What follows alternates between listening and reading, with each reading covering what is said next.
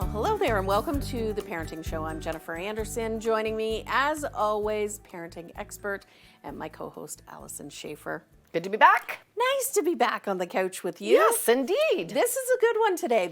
We're talking about financial literacy for kids and kids and money. And it's a struggle for a lot of adults to know financial literacy. Do as I say, not as I do. But it is actually quite a serious problem, that when we look at some of the reports from Bank of Canada, for example, they say that if our children pick up our spending habits and our comfortability around debt and interest, the way that we have in our generation, we can bankrupt this country in one generation. Like, we seriously have to do better by our kids than the spending habits that we have gotten into ourselves. And I know that's tough with the economy and things bouncing back, but it's a super important topic, and the sooner you start your kids off, the easier it is to ingrain some of these habits from a young age. Yeah, and it is, we joke about it being difficult for adults, but if you don't know where to start and how to start for yourself, often it's difficult to have those little baby steps for kids as you're raising them. Yeah. So, I think that's really the trick, is that we have to remember that the reason why we want to give our kids financial literacy skills is so that when they leave our home at 18, they've learned all these lessons, but kind of like a lot of the other complex topics we talk about, whatever, sex, death, these things really have to be layered and layered and layered. So we have to take a developmental stance around that. And so we have to layer these skills. You can't just wait until your kid's about to go to university and then say, oh, by the way, let me teach you everything there is to know about you. So they learn experientially. Mm-hmm. And because of that, it means they have to have money in order to learn experientially. And a lot of parents have a hard time letting go or wanting to know how to do it appropriately, and they often just kind of go in from what they remember. I don't know, my parents gave me some amount, or they'll say, if they need something, they can just ask me. Like, isn't that good enough? But that's actually not very helpful for kids, because the other thing besides the financial literacy piece around it is that money also can be invisible lines of power. And so whoever controls the purse strings controls the power. So if you've got a child who is coming to you and having to beg, I want to go to the movies, everybody's going to the movies, and you're like, no, I don't think so, or, get me a Starbucks latte. You're like, that's $6, I'm not spending that. Even though you bought one last week, when there's no rhyme or reason, and it's just, they're basically beholden to you because you're the only way they can get things they want, then it starts to become an interpersonal problem about, how do I get my needs met? Why are you being mean to me? How come my sister got this and I didn't? And then you get all this other stuff that is relational, but it's not really about financial literacy, and it confuses matters. Right. So where do you begin? Because I think, the examples that you're using are the Starbucks and the movies, and those are things that teens will go through when all of a sudden they aren't necessarily with you all the time. But is it a matter of starting when they're really young? Yeah. So my recommendation is because we're viewing this as things that we used to be responsible for buying, we are now going to transfer that and allow the child to be responsible for purchasing it on their own through this avenue called an allowance. Right. So start paying attention to things that you spend your money on in the name of your child regularly. So in my particular case, what I noticed was that every time we finished swim lessons, my kids would buy a juice from the vending machine at the sports rec complex where they had their swimming lessons. And it was part of swimming lessons. So I thought, this would be a really great opportunity. Instead of me opening my wallet and giving them the toonie to buy the apple juice, I'd say, would you like to be on an allowance? You could have a $2 allowance, which I'm going to give to you on, Sunday or when we have our family meetings. And then you can put it in a little wallet or put it in your piggy bank, get that established for them. Mm-hmm. And you can put it in your little pocket and bring it. And then you can buy the apple juice, which is hilarious, because even though it's still my money, the fact that they had it, it's theirs, they had to remember to bring it, they got to buy it. Suddenly it became this like, oh, I have this sense of agency, like I'm buying things for myself. But there's also now, we've got this opportunity for lessons, because if you look in your pocket and you forgot, or there's a hole, this is the teachable moment where you can say, oh, I'm so sorry. And in which case I would not rescue them, which I know very hard, which is very hard. And people are going to think, you're such a meanie. I'm not a meanie. I want kids to know that money is finite so that they pay attention to where it is. Because the truth is, a lot of kids, especially young kids, think, Well, just go to that machine that spits the money out. They haven't actually figured out that somebody had to go earn it, and when it's gone, it's gone. And so we want to teach them the idea that it's finite and that you have to put a little extra attention into remembering where it is and keeping your eyes on it, and give it some sense of importance. And the only way to learn that is to kind of go, oh, you have to have an oopsie doodle, Jen. You have to have an oopsie doodle. Oopsie doodle. Yeah. That's, if you take away anything from this show, it's the oopsie doodle Better moment. the $2 juice oopsie doodle than the, whatever, $700 phone. Right. That you're like left it on the cafeteria table. Yeah. Because they're not paying attention. You start early. Yeah. What happens if, so you've given the $2, this is, it would be great to have this $2 for your apple juice. Can it be used for something else, or is that a teachable moment too, of them 2 days earlier going to a store and buying some candy or buying something, so now they don't have the $2 after the swimming lessons? Right. So this is why what I recommend that we give kids money that's tied to a budget, not based on, like a lot of times people say by their age. If they're 5, they get $5. But you're not telling them what the expectation is for what you're going to spend it on. Right. You give $5 to a 5-year-old, they're going to spend it on whatever they want. They just want to be a consumer. I don't want to train kids to be a consumer. So if the line item says there's $2 a week for apple juice, and then you spend $2 a week on a chocolate bar, you're not following the budget. So think in a corporate world. In a corporate world, you would say you have X amount of money for rent, so much for hydro, HR, whatever, marketing. Right. And you need to keep the money in the column that you're actually spending it. So I go, you know what? It doesn't look like you were actually spending money on apple juice. So next week we won't need the $2 for apple juice because it got misallocated. When your kids are little, you can keep an eye because chances are the only way they're going to buy something else is if you took them to the store. So, but when your kids get older, you can say, you're getting $20 a month, and this is how it was supposed to be spent, and it looks like you're spending it on X, Y, and Z instead of A, B, and C that we agreed on, so I'm going to take those line items out, and so now your allowance is $15 or whatever gets reduced from. So you really have to work together on that budget, and kids can ask for a bigger budget. I had a time when the budget for my younger child was bigger than my older child, so it could seem at first flush that it was unfair. How come the kid in grade 6 is getting more than the kid in grade 7? But the one in grade 6 was taking piano lessons, and she was paying her piano teacher out of her allowance. That was money that she had to take forward and hand over herself. So I gave it to her when I gave her allowance. So, it's not, again, it's based on what that number is in the budget. And the number, their kids, their friends used to make fun of them because the number seems so high. But I said, it's not that the number is high. You guys are buying way more. You're being responsible for way more purchases than your friends are. Right. And let's face it, if you really, as a parent, add up everything that you buy on behalf of your kids, it's expensive being a kid, right? Yeah. Birthday parties, these computer games, data plans, getting your hair ballaged, $300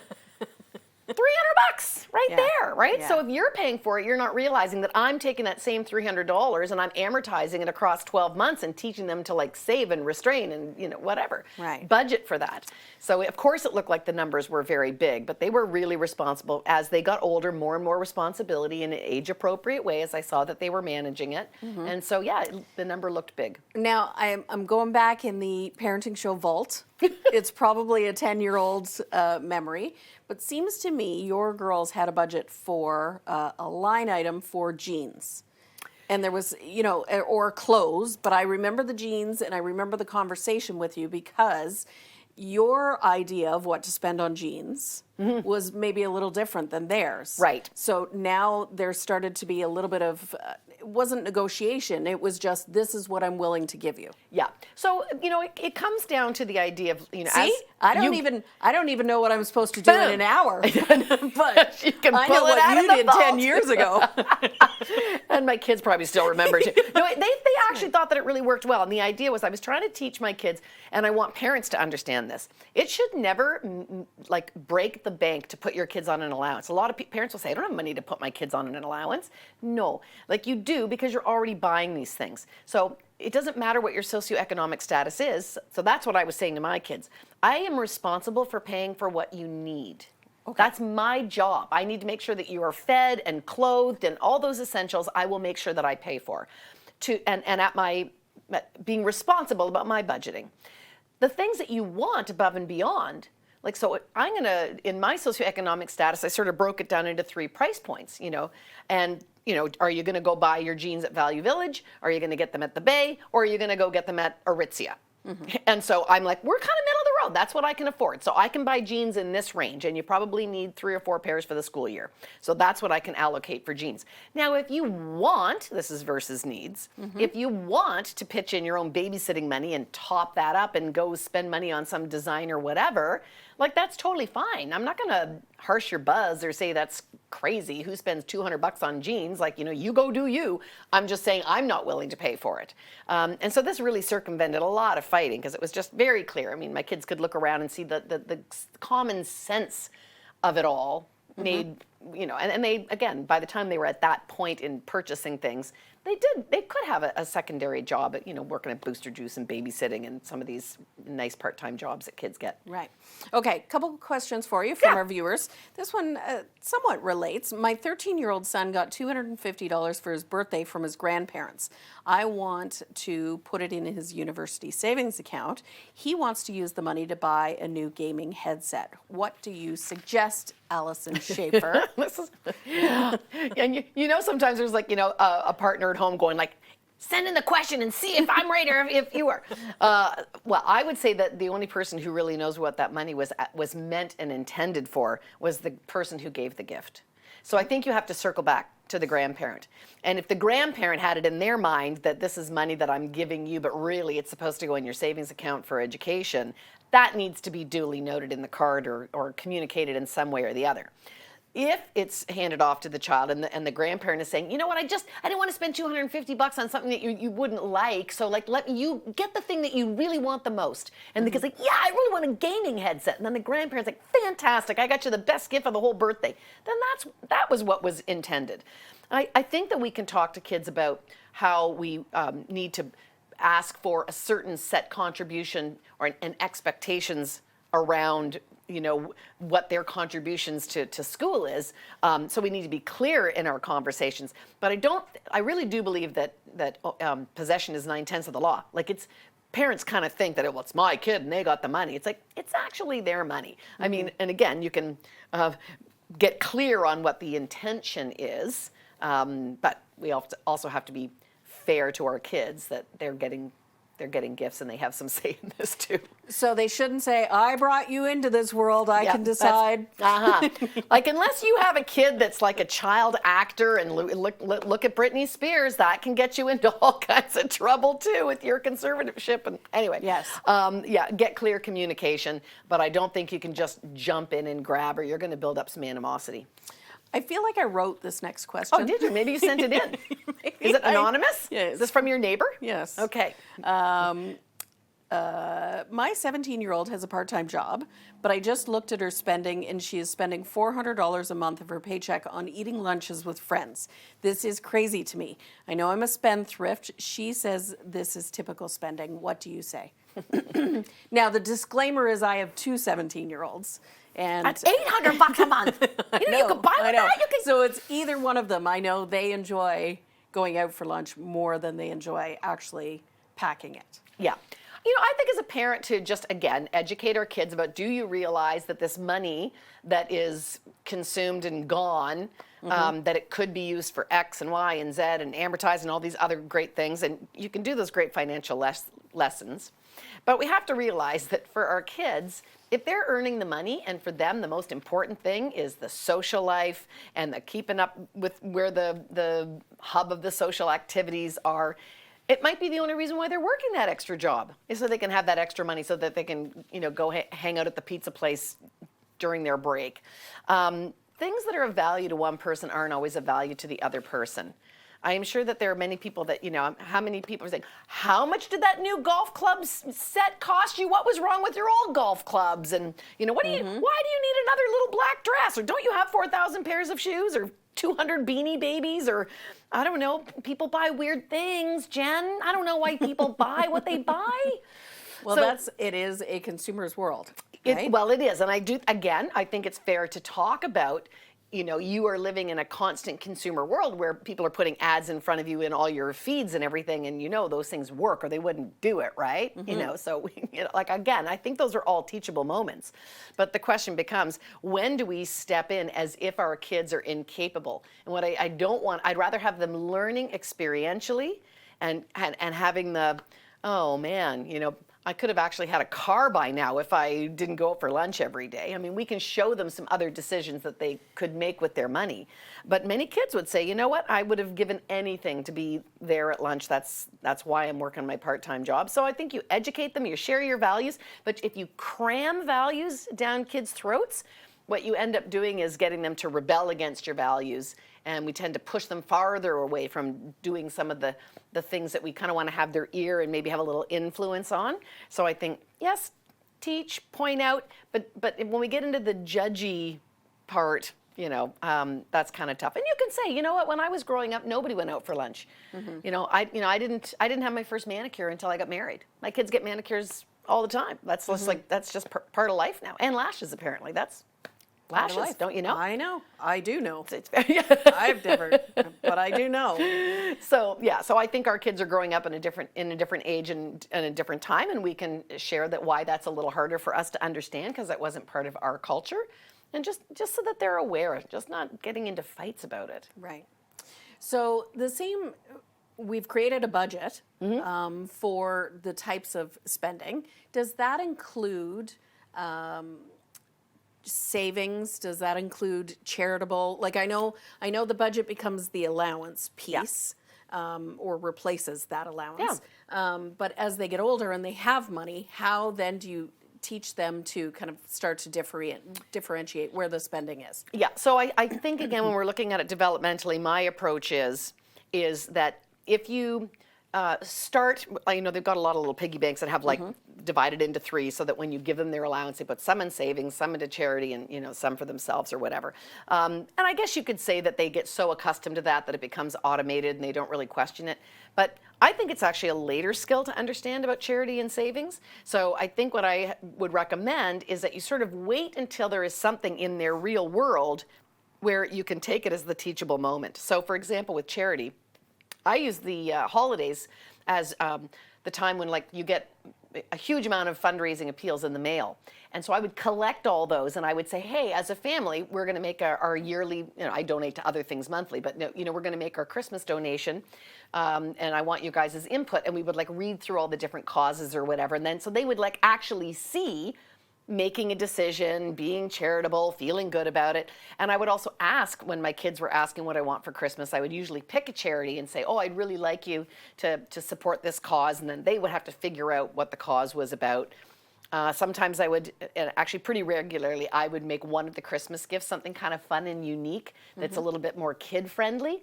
Like giving a goat to a family, that's something really that would resonate, or having a foster child where they can identify with the child, or something like that. That's just a little bit more kid-friendly. Donating to zoos where they have zookeeper, there's more kid-friendly charities like that. And so we sort of did it as a family. So then it was like, oh, this is something that happens. This is something that goes on in family life.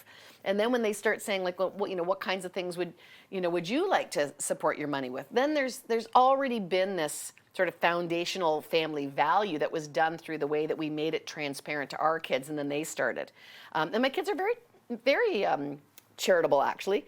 Of course, now they start everything at where you're swiping your cards now. Pretty much every point of purchase has, would you like to give $2 to Sick Kids Hospital? Would you like to give $2 to the women's? And my kids, yep. The kids are very charitable, and I think that's because that's a family value, as opposed to saying, I'm taking a third of your money. I know you just got your hands on it. It's going in the middle of the pig. Yeah. So I just think that's sort of a nicer way to do it. And then the same with savings. Your kids are going to, from a very young age, they're going to go and say, I want to buy this. Do I have enough money in my allowance? And you're going to go, no, that's actually 3 allowances, or that's 27 allowances, or whatever. And so then we can start talking about, but if you held on to this money, we could come back in 3 weeks and then you'd be able to buy it. Yeah. So this idea of holding back you know, so that there's like delayed gratification. I think that becomes important. And then once you've kind of got that little piece going on, then you can start saying, let's round out your, let's make a budget item for savings on your budget. And then you can talk about when birthday money comes in or when you get a windfall, you know, could a portion of that go to savings? And it just feels a little bit more gentle and like there's buy-in from the stakeholder whose money it is, rather than mom and dad have got their hot paws on my money and they're forcing me to make all these decisions that I don't really want to make. No. When I was young, I think I was maybe grade 5, I bought a typewriter and I saved, showing your age when you buy a typewriter, but I saved, and I think I had to save $120 to go to Consumers Distributing to get my typewriter. That's also showing your age. Yes. And I got to 80 and my parents topped it up. Yeah. And they helped me, but that 80, it took me a long time to get there. Yeah. For the typewriter. And again, it really shows you that you had your skin in the game. You really wanted it. It wasn't just a whim on a whim. And, you know, I think it's fine for parents to say, you know, for these bigger items, matching funds, or you do the first part, we'll do the second part. I think that's great, because again, a lot of these things are quite expensive. I bought my first contact lenses because, again, my parents, needs versus wants. Yes, we'll pay for your eyeglasses. No, we will not pay for contacts. That's a vanity play, and they weren't interested in paying for that. But I wanted contacts, and I saved all summer at my part-time job so that I could get contact lens. Yeah, I remember that quite. Yeah, and of course, and what did I do with the contact lenses? I really looked after them. You can bet that if my parents bought them, they probably would have been popped out or dried up or, you know, whatever. So you don't have that same appreciation. That's right. Right? Yeah. I find my kids have more money than Me. yes, than I ever did. Yeah. But I also find that is because of COVID. Because while they continued to work and had a part-time job and were very safe the last few years, but they were working and saving, they weren't able to spend and they weren't going out and socializing the way that they were. So that's a little bit of a balance. I mean, it's great, but now they have money to be able to spend or splurge, or, you know, so that becomes a different level of... So I'm curious with the kids. Yes. You know, do they have the same spending styles? Because even though I'm giving all, so this is why I wanted to bring it up, because we can do all this great financial literacy stuff with our kids, but there's a part where it's just a child's decision to decide whether they're a spendthrift, whether they're a saver, whether they like to spend, and there's part of their personality in there, and there is the creativity of the child to make a decision about that usually gets established pretty young in life. And I remember my daughter Lucy, like, she would have this allowance and she would know that it was coming from her budget, and we would go to the store and she would put it on the little conveyor belt, and as it would move up, she'd go, no. She couldn't do it. She just couldn't do the spending. And I thought it served her well in life. She does not just throw her money around. She's very considered in her purchases. Whereas my other daughter does a lot of buying and then taking stuff back. Right. I can't stand the taking back stuff. That's like, you know. And I also think this generation is also very accustomed to shipping because they grew up with Amazon. I didn't grow up with Amazon. The fact that something is coming, you know. Can arrive at your door. Yeah, they're like, well, we ordered it from Germany. I'm like, from Germany? Like, what are you paying for shipping? Like, they're like, yeah, that's part of the new world order, whatever. So I think kids they're different, and like I said, we can influence, but there's something very personal about their relationship with money and how they consume it, save it, spend it. Yes. And there's a limit where we're going to not have influence and just behold the wonder of your children. Nice. Okay, we have about 4 minutes left, so I'm going to sneak one more question in there. How do you feel about paying kids for good grades? Since COVID, my kids have lost all interest in getting A's, and I want to offer them $20 for every A they get on their next report card. They were A students before the pandemic. I just want to motivate them to try again. It's the same with goals. It's the same with, you know, there's a lot of things that I'll give you $100 and a new wardrobe if you lose 20 pounds. Like it actually, I think the thing that I understand that parents and the plight of many parents, that kids got disenfranchised from learning, and every parent is asking, how do we remotivate our kids back into school? The problem is when we make such an overt external goal, it really doesn't create intrinsic motivation, which is what we want around learning and getting these kids re-engaged with learning. And in fact, kind of like I was saying about the strings attached, they're kind of doing it not for the sake of learning because learning should be done and I'm interested in school, but because I want to get that $20. So then we now have it predicated on, well, if you're going to give me 20 for this A, then I want $100 or $1,000 or a new car to go to university. Like they'll start using that as I'm not going to do anything unless you motivate me by money. Why should I make my bed? Pay me for it. Mm-hmm. And so it really creates a very contentious situation for all other motivations. So I say my thing is take it off the table. Now, my mother was a teacher, and when we all got our report cards at the end of the year, we happily high-fived and celebrated, and there was some A's and some B's, and there was 4 kids and a lot of marks tossing around, but we all went out for ice cream to celebrate the end of the school year, and it was just like a celebration of putting the year to bed behind us. So you can high-five somebody's personal win, but it wasn't like, oh, only 1 scoop of ice cream for you because we didn't get a B on this report card. There's other ways to celebrate a kid's reaching a goal that isn't robbing them of their own personal stake in the game of getting it. I think I was just going to add, I know you cut me off if we have the wrap here, but I think the other thing to know is that the only times I've really said like outright bribe a kid is if you have like, say, a kid that's like super, super anxious that like needs to go get whatever, some medical procedure done or to get them into a counselor's office just that first time. And then I'm like, if bribery isn't your modus operandi and you just need one thing to like just get over this threshold, like $20, walk down the aisle as the ring bearer. Don't screw up this wedding, right? You're flying on a plane to Cuba and you're like, $20, please sit down and don't kick the seat behind you. Yeah. I'm okay for the occasion. Like I'm just a human being too, but we don't want it to be like the way that we're doing our parenting. Yes. 20 pesos for you. I don't know where these examples came from. Tell me where people can find you when they're not watching the parenting show. The parenting show. Well, yes. So they can check into my website, Alyson, that's my email, sorry, AlysonSchafer.com. And when you arrive at that website, you will see there is all my social media handles are there, all my upcoming events are there, how to reach me for setting up counseling or, booking me for speaking is all there. So that's kind of like, that's the main hub. And one last, you had a recommendation for raising financially fit kids. It's just my favorite book. And it's on my website on the resource pages, but the author is Jolene Godfrey. Mm-hmm. And I just think she does a really good job of saying, at this age, in these different categories, saving, spending, whatever, she breaks it down, and she kind of really walks you through in an age developmentally appropriate way what those little micro skills are, so you feel really supported in the process. So we kind of scratched the surface today to give people the idea, but that really digs deep. Amazing. Thank you so as much. Always. You bet. All right, and thank you to you at home for watching. We'll see you next time on The Parenting Show.